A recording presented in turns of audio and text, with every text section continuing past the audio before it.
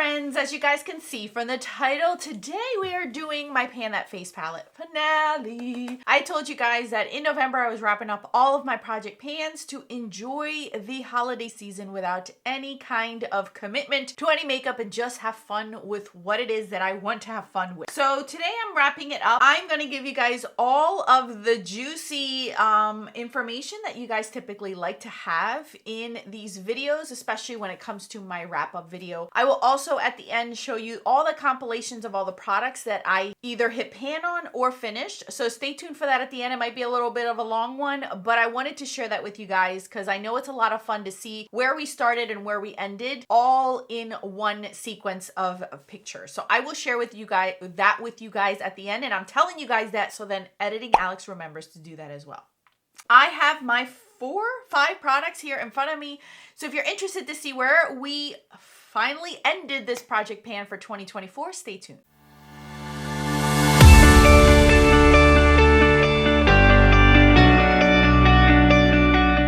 All right, you guys, so we have had this in for quite a minute. I'm gonna have to go back into my previous video because somehow my tallies, my counter got deleted off of my app. I don't know how, if I did that accidentally and tried to delete a different one and I deleted that instead, but I do remember how many more uses it took for me to hit pan. So my goal was to hit pan on the cream side of it. I already hit pan on the other side. And you guys, I kid you not, I believe we were at 88 or 89 last update. It took me one more use to hit pan. Literally, I called it in that video. I said, I don't even know if I'm going to hit pan the next day. And sure enough, I hit pan the next day. So you guys, it only took one more use for me to hit pan on this. I couldn't believe it.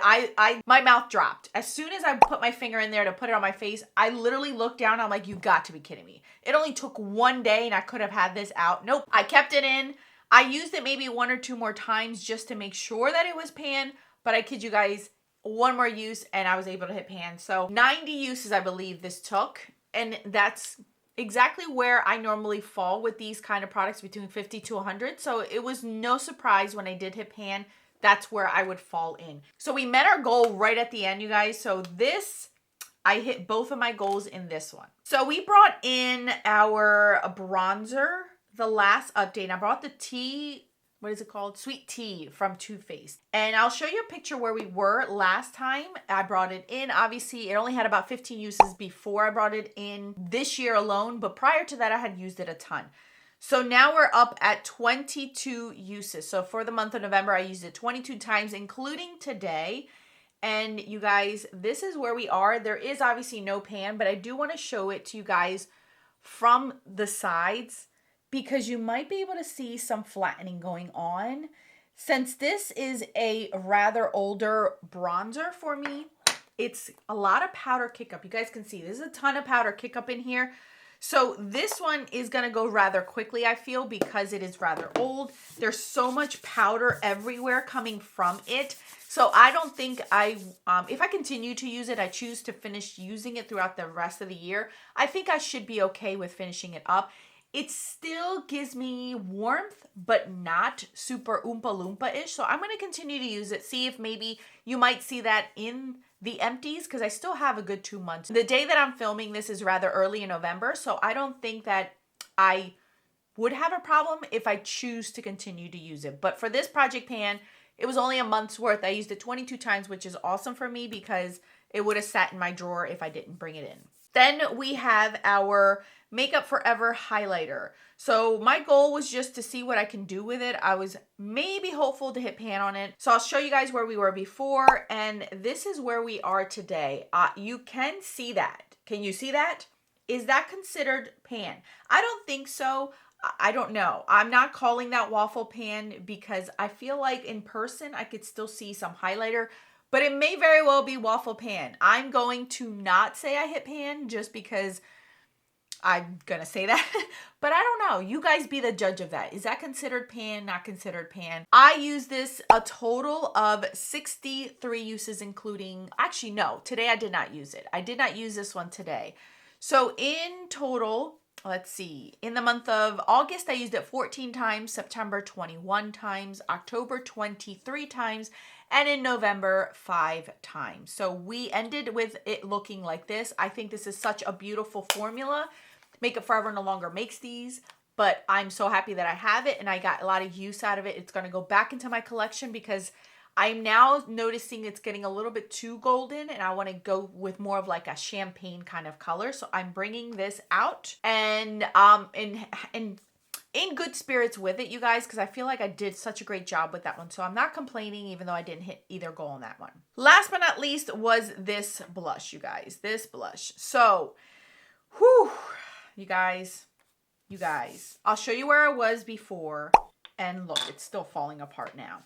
And this is where we are today, you guys. I ended up finishing this off, but it's mainly because it got dried up and crumbled, and you guys can see in the cap, it's like it got all crumbly towards the end and dry, so it would fall off. So I did get a bit of use out of it, but not necessarily as much as I was hoping that it got used on my face. So in total, I ended up using this blush 85 times to finish it off. It already had pan when I brought it into this project pan. And it was great up until the last month because then it started to dry up and flake up. So in June, I used it 12 times, July 13 times, August, I used it 16 times, September 21 times, and October 23 times. I did not use it obviously in November because it was already gone by then. I would roll it in. I tried to put it in the center. It was drying up, so I pushed it back onto the edges. But then when I got it back into the edges, it would just crumble. So I'm happy that I would say like 97% of this blush got used on my face. 30% ended up in the trash or all over my floor, or as you guys can see right now, I'm cleaning it off of my desk. I noticed, this is my first time finishing off a Super Shock shadow or Super Shock anything. And I have heard from others that towards the end it gets dry, it gets crumbly, it becomes more of like dry Play-Doh. If you ever left Play-Doh out and then you try to put it back together, it's kind of like crumbly and it falls apart and it kind of looks like sand. That's what happened with this blush. And I'm not upset about it because I used the majority of it. I'm happy that I was able to get another cream blush out. You guys, what in the world? This year I went crazy on using up blushes. Very happy with this because it's considered full size. And this and its partner are my oldest blushes, cream blushes in my collection. I still have the other one, still going strong, but it's more of a summer shade. So I might attack that next year in the summertime. But for now, I'm happy that I got one of the two done. And I did not waste my money, even though these weren't that expensive and I have more expensive blushes that I should be using. But I'm happy that this got done. So overall, in this specific round, you guys, we met 2 goals. We hit pan and we finished off a blush.